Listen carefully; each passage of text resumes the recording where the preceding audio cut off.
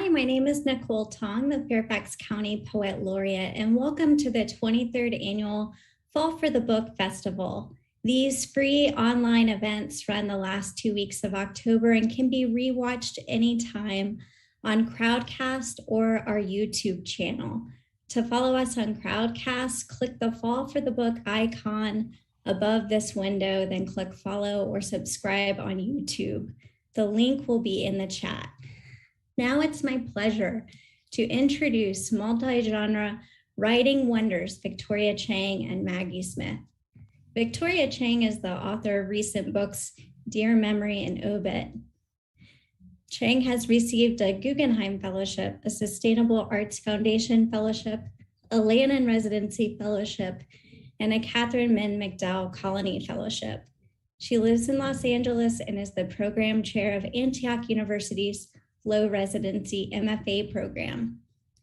Maggie Smith is the author of recent books, Goldenrod and the national bestseller, Keep Moving, Notes on Loss, Creativity, and Change. Smith is a recipient of a Creative Writing Fellowship from the National Endowment for the Arts, several individual excellence awards from the Ohio Arts Council, 2 American Academy of American Poets Prizes, and a Pushcart Prize. Her work has been widely published in the New York Times, the New Yorker, the Paris Review, and more. Thank you so much to both of you for joining us this evening. Victoria, will you get us started with a short selection? Sure. It's nice to see everyone, or not see everyone because I can't see anyone, but it's nice to be here with Maggie and Nicole. And thank you so much to the dream team working back there, Susie, Julia, and Kara for helping us today. I'm just going to read 3 selections that I think Julia is going to share with you. I'll read 2 poems from my book of poetry called Obit, and then I'll read one more thing, which is just a visual element from my new book, Dear Memory. And these obituary poems are shaped like obituaries that one might find in a newspaper. And the only thing I think that might be useful to know is that my mother passed away in 2015 of pulmonary fibrosis. And I'm trying to think if my father appears in any of the ones I'm reading, but he had a stroke 12 or 13 years ago, and he is a little ghost thread through all of these poems as well. This one is called Music.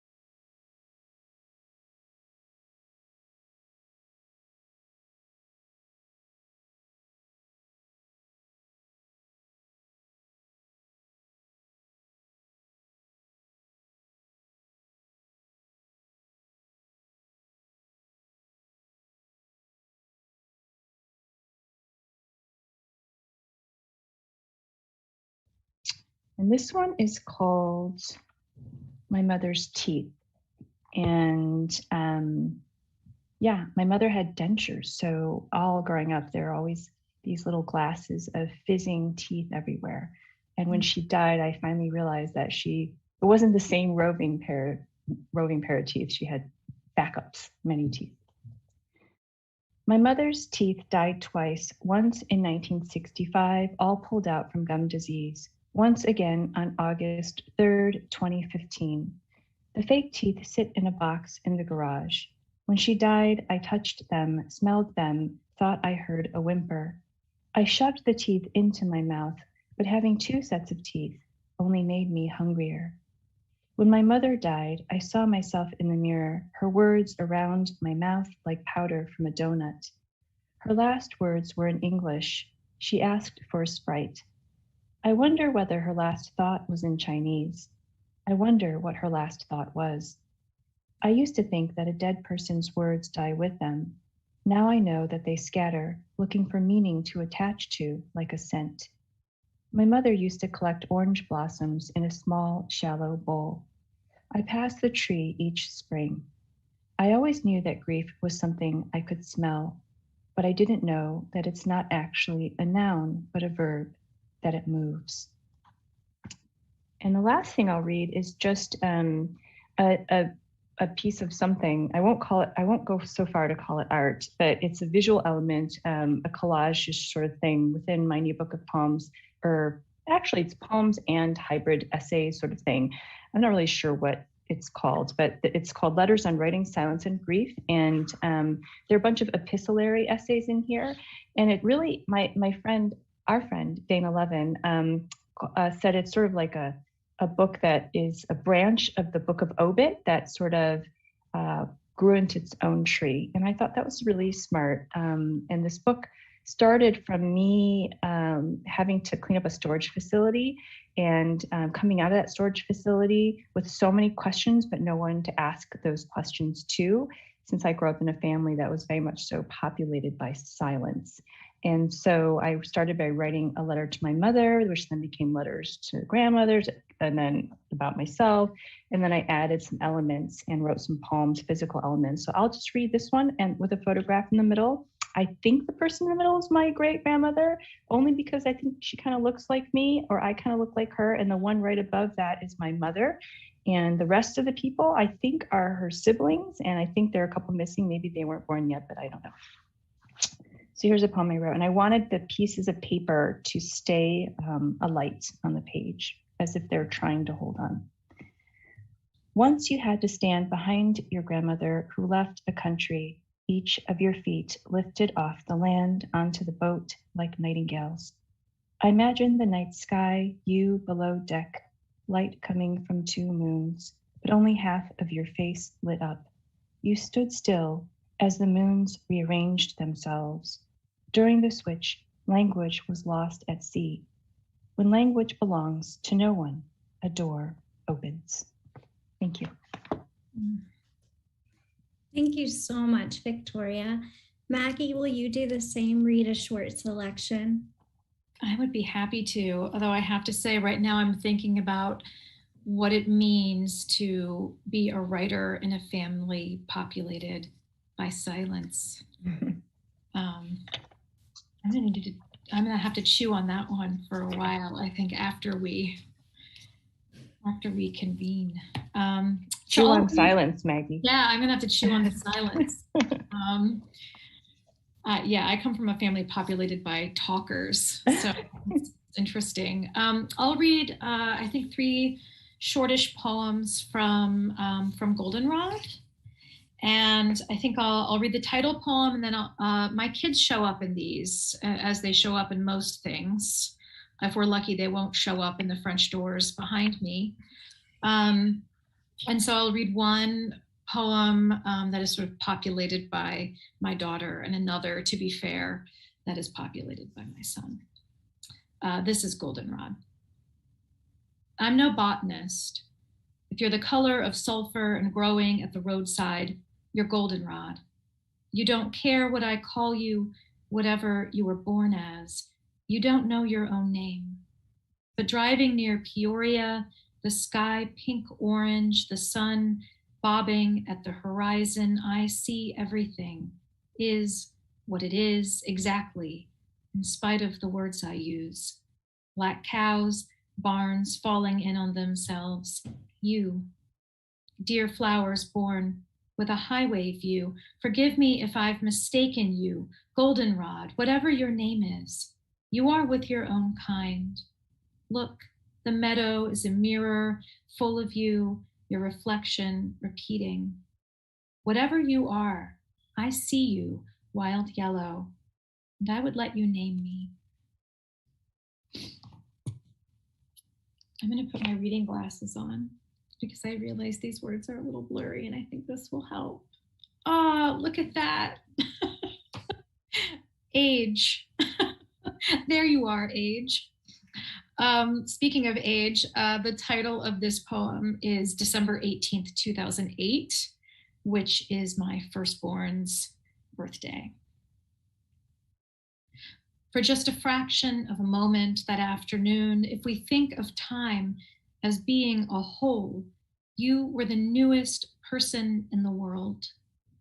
You were the emptiest vessel on earth, knowing nothing of this place or of yourself, that you even were a self, that a self was something one could be, that one could be at all. And what was being? For that narrowest sliver of a whole, you were the least experienced person on earth, and then you weren't. You knew me before you knew your own body, what to do with your hands, your pink fists battering your face. We swaddled you as if against that confusion, though I tell you that confusion never leaves. The body remains a house unaware of its rooms. And then this last one I'll read is nearly the end of the book. It's in the last few poems. It came from a pandemic lockdown night walk, which was a habit I got into when it was safe enough to go out and take a mask off and walk and not have to cross the street because it was late enough that I wouldn't run into others. And this poem came from one of those walks. It's called Talisman. They look like gifts a crow might bring a human girl, desperate to impress her. In the left pocket of my thrifted emerald coat, a scuffed acorn, a glassy black stone, one pink Mr. Potato Head ear. When I touch them, I can believe almost anything. Who's to say they can't keep me safe? Who's to say a bird can't court someone's daughter? But in this life, it's my son who shows his love like a creature that clever, leaving treasures for my fingers to worry against.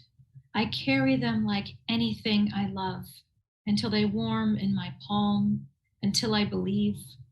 Walking alone at night, the sky feathered blue-black and slowly folding over me, I pocket my left hand and tell myself a story about my life, a story I call Talisman, a story that might end well if I tell it right. Thanks. Beautiful. Thank you so much. I'm curious about, both of you have books that came out in 2020 and another in 2021. So I'm curious about the continuity between the two projects. Victoria, for you, Dear Memory and Obit, and Maggie, for you, Goldenrod and Keep Moving. Mm-hmm. And Dana Levin's observation gets to this, right? Sure. Yeah. No, it's interesting because, you know, and it's funny, I have another poetry book coming out next year, and it suddenly occurred to me that people are starting to use the word P of prolific to describe me. And initially I resented that term. And then now I realize that there's nothing wrong with it. And if you're in a period of, extra creativity, or that you're feeling kind of prolific, it's nothing to be ashamed of. Plenty of men publish books every year. And so I started sort of leaning into that. So I feel a lot of creativity and have felt a lot of creativity over the last maybe 5 years or so, oddly, since my mother passed away. And I started writing Obit in 2016. And so, publishing just does what it does. And if you don't pay attention, sometimes they kind of ram into each other the way that these three books have sort of rammed into each other. But I think that they're all sort of related. And I think that books are these kind of, like artificial things that we make, but our lives there's a lot of continuity, and grief is continuous, life is continuous, joy is continuous.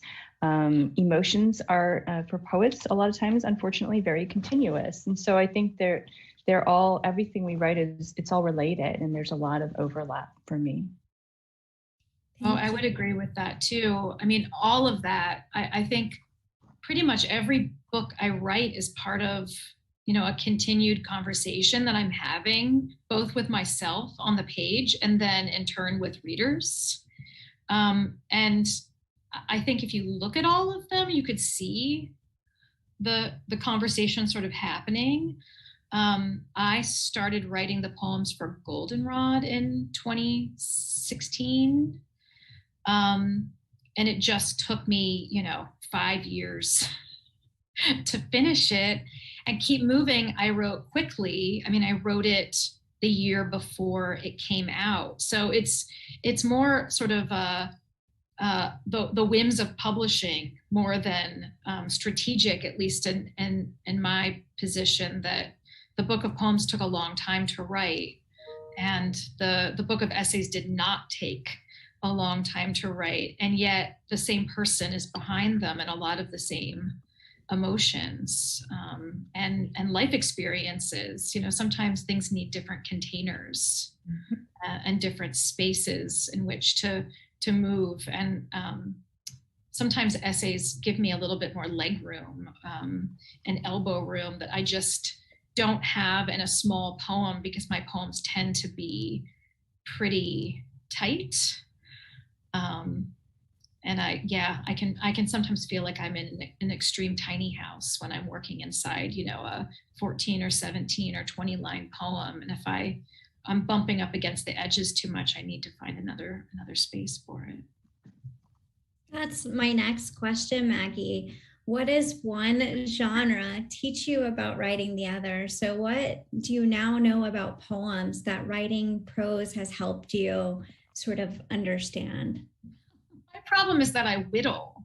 So if I have, a target word count for a prose book, and I'm finding this now, the more I work on it, actually, the smaller it gets. And I blame that on poetry. So, I could start out with 1,000 words, and if you give me 3 hours, I'll end up with 300 words, not 1,500. Because my impulse, I think, is primarily the impulse of a poet, which is, what can I jettison here? What can I say in a tighter way? How can I be more concise? How can I elide? Not how can I expand or narrate? And so I find that my sort of poetry being my home genre really affects the way that I write prose. That's fascinating. Interesting. Victoria? Well, it's interesting to think about your own sort of proclivities, and which might change over time, but this sort of home genre, I think, is really interesting. And I think that my home genre is sort of in between. I think that I remember having to learn how to write poetry because it's so constrained and so dense, and that it took me a long time to kind of learn how to shave things down, because I'm naturally also very chatty, like as a human being, as Maggie could probably attest to. But I think that there's a tendency for me to think in prose and to write in prose, kind of thing, and then I start shaving down. But I think it's, yeah, and since I've written, I write criticism, which is a form of prose, but I also, these epistolary letters are prose. And so that felt like a very comfortable space to be in. But in this new book of poems that's coming out, they're all tiny poems. So they're really really short, small poems. And I think I did that to see if I could even do that as an exercise of fun sort of thing. But yeah, it's I think it's good to think about kind of what your natural tendency is, and I think it's helpful to know how one writes, or one sort of leans into, and then you can lean away from it. How you compose, does that shape the poem at all? I think where I write the poem really sort of determines its shape. And I'm a runner, so sometimes I just voice record poems out on a trail, and sometimes I'm working in Microsoft Word, and if you look at my book, you can see the difference between the two places where the poems were born. So I'm wondering where you tend to compose. Do you compose on paper in your head, and does that determine the final form that the poems take? Mm-hmm. Maggie? Yeah, I handwrite everything because I don't know how to type properly. So I just use these two little guys. So yeah, I mean, another reason why getting it to a certain word count is challenging for me. These two little index fingers have a lot to do. So I write completely longhand. I mean, especially with poems. Sometimes with prose, I'll try to just compose on my laptop, and I find that I always end up printing out that typed up piece and then scribbling all over it longhand and then going back and typing up my longhand notes. So there's something about the brain to pen, brain to hand connection for me that I think it's perhaps generational, that I just started writing before I had a computer, even before I could email. And so it's just so natural to me to write longhand. Or even, if I'm in the morning, I'll type up notes in the notes function on my iPhone, with my thumbs, and basically text myself some ideas for a poem. But eventually it all comes out pen on paper. And I don't really know how in the thinking process to do it any other way. I mean, I could do it another way, but I feel like I'd be bypassing my brain, which is maybe not the way one wants to write. Yeah. Do you type things, Victoria, or do you handwrite, or is it a mix? I'm so curious. Mix. So I think maybe I've talked about this before. I actually am a hugely fast typer. And I took speed reading and speed typing when I was little. And so I can type so fast. But with poems, I tend to write by hand for all the same reasons that you mentioned. And there's no lineation. If it's a longer, I just write prose. Essentially, I write prose, and then it just takes whatever shape it wants to later once it makes its way onto a computer. But for any prose and any criticism, and also this book, Dear Memory, because I typed so fast, and because I needed to get ahead of my brain, if that makes sense. The brain was moving too fast for my hand, and so I had to type. And so for any kind of prose, I type it out while I'm writing. So I write and type at the same time, it's different for sure, but it works better because I just couldn't write. My hand was hurting, and I also hold my pencil incorrectly. So I have bumps on all the wrong fingers. And so it really does, I kind of almost hold it like this. And so it's hard to write. After a while, everything hurts. And so typing it works a little better for prose.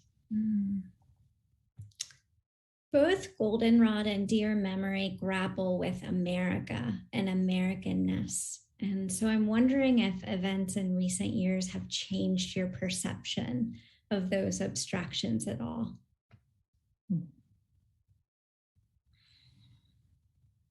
Yes and no. Yes and no. I don't know that I have a vastly different idea about America than I had 5 or 6 years ago. I think I'm writing about it in more direct ways than I was 5 or 6 years ago. But it's interesting to me that it seems like perhaps over the past 5 years, I hear us say things in speech and in writing like, this isn't us, or we were never like this before, as if some huge shift has happened. And while some shifts have happened, I feel like all of that was already there.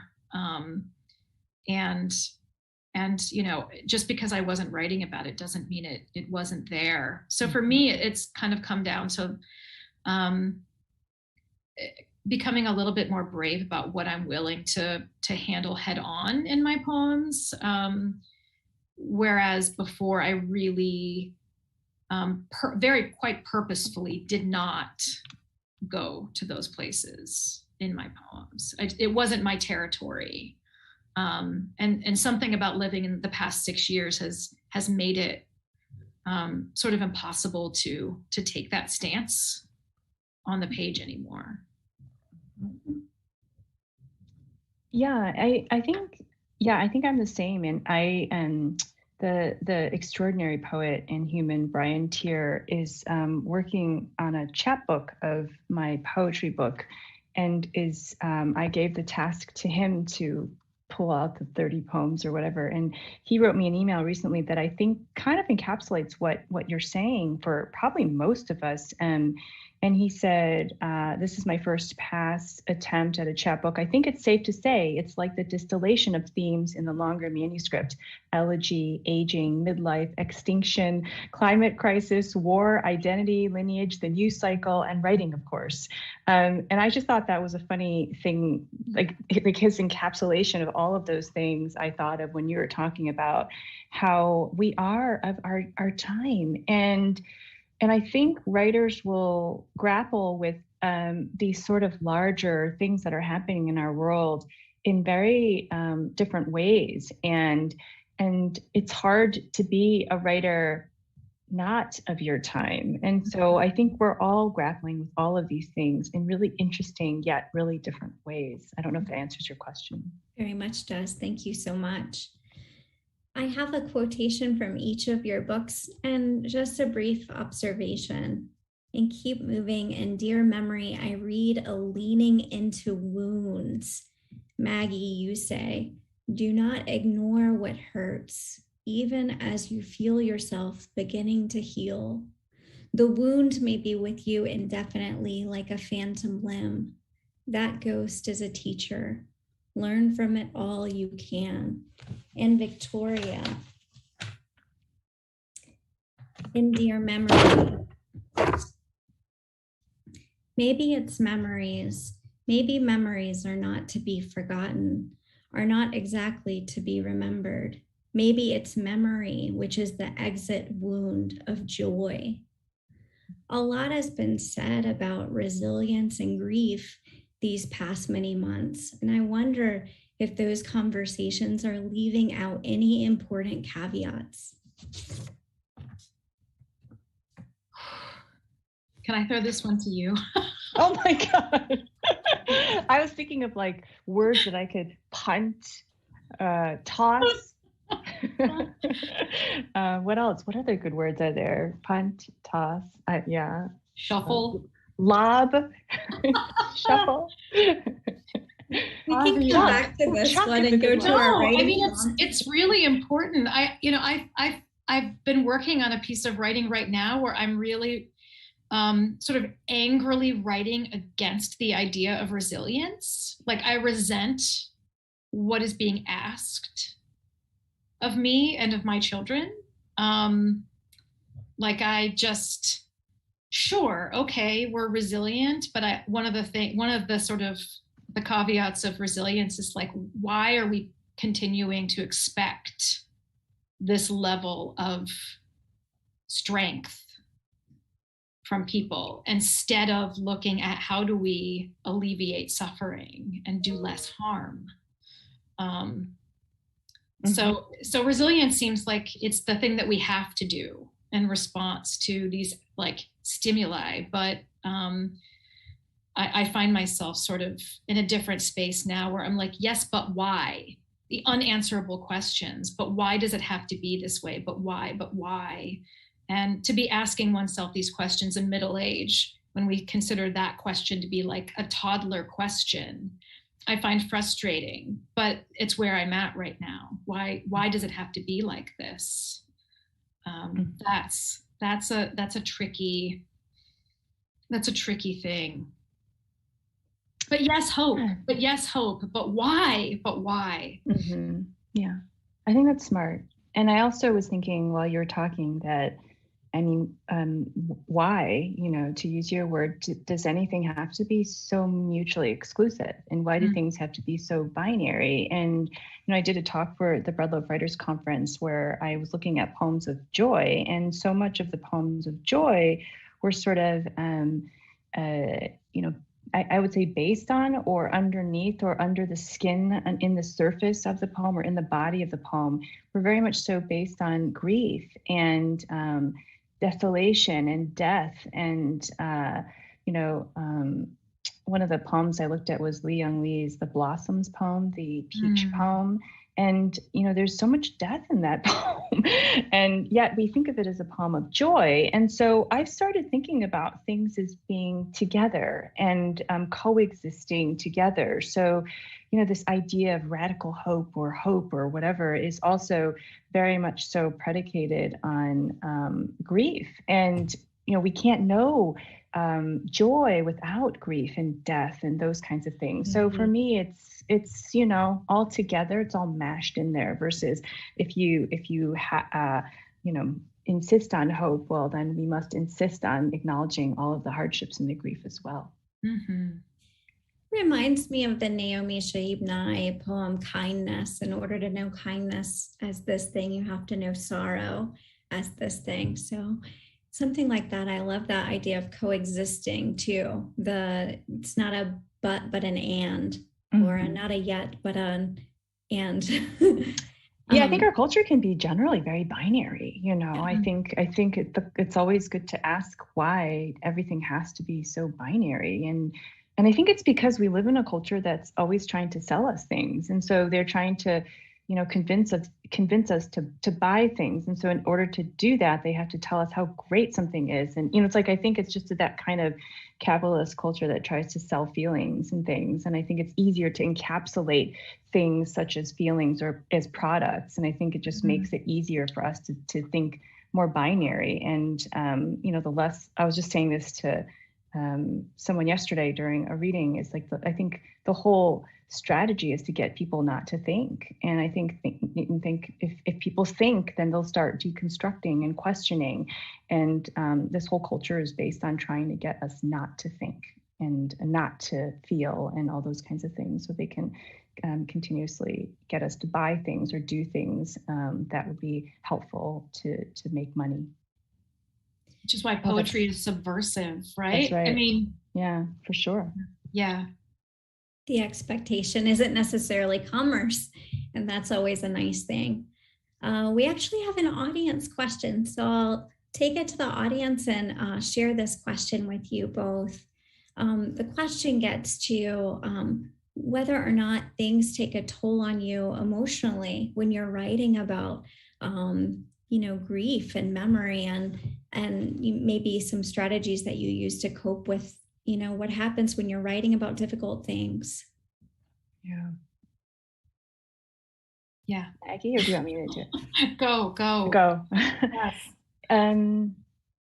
Yeah, I mean, it's interesting. I just did an event with the writer Kat Chow, who lost her mother when she was just 13 years old. And it's devastating to think of 13, right, Maggie? Because you have children that age, as do I. And I think we were talking about this, how it's very difficult. And she was saying how she was, when she was doing events and people would ask her some really hard questions over and over and over again. I think it's very difficult to write into these difficult subjects. And I think what we often don't know is that the revising process can be worse, in that you're sort of animating those emotions or re-triggering those emotions, and over and over and over. And then you forget as a writer that, if it's out in the world as a book, then people may, if you're lucky, ask you to do readings. And then you're reanimating those feelings again. So it is very difficult. And I didn't know this when I was writing my book Obit, but I definitely went through that process. And I can say now that over time, I just feel differently. I still feel grief all the time because it doesn't leave us, it just changes. But I definitely think that over time, like time passes, and you just, it really is the great healer, right? And I think that just, if you're going to go in, know that may happen to you, and that, but it does get a little bit easier over time. Reanimating as the word for it feels just right. Mm-hmm. Like making feeling it again, sort of making it three-dimensional again in the writing process. That is exactly what it is. And yet I think there is something, and I would not say healing, because I that word makes me nervous and gives me an eye twitch, but there is something there's something satisfying about taking a painful experience and giving it form, and making something from it other than just the feeling, like coming away from it with something that you've made that is real, and that may actually like land in someone else's lap and sort of make room for them to experience something. I mean, that to me feels really positive. But the formal aspect of it, that's what I find sort of useful. And so maybe the strategy is like, what formally can you do with this experience on the page to wrap your head around it a little differently? And maybe it's not just reliving it in a scene. Maybe it's trying to find some other strategy. Even just poetry, I mean, even form in poetry, I think having to put something in a container with rules and constraints makes you think about the experience you're pouring into that container in a different way. I feel like when I first read a poem and it's the beginning of a book and you're just starting to articulate them in public, it's really hard to read things aloud. And then by the end of the process, as people are inviting you back a few years later, it's really so much easier to say, these are words on a page. And, there's a little bit of distance that grows, I think. Their second question from the audience is about whether or not poets experience the thing that nonfiction writers experience with their families and writing about their personal lives. Yes. Although I would say it's probably more complicated in prose because more people in your family will read it.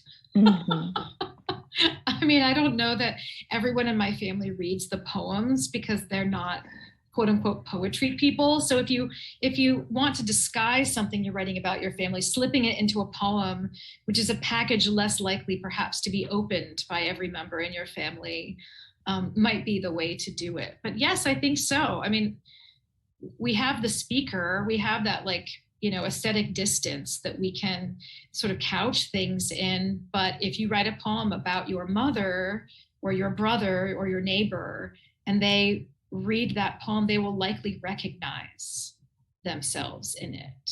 And yes, I mean, ethically, it's always, I don't know. I think that's something we think about. I don't know.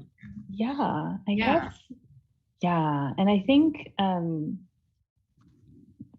the kidney story is a great example of what can go devastatingly wrong. And so I definitely think that I agree with Maggie. I think in poetry, we're kind of fortunate in that very few people, pedestrians, we'll call them pedestrians, read poetry, regular people. But I think with nonfiction of any kind, it's so sticky. It's like I teach in a creative writing program that topic is a topic for like a seminar almost every time in nonfiction.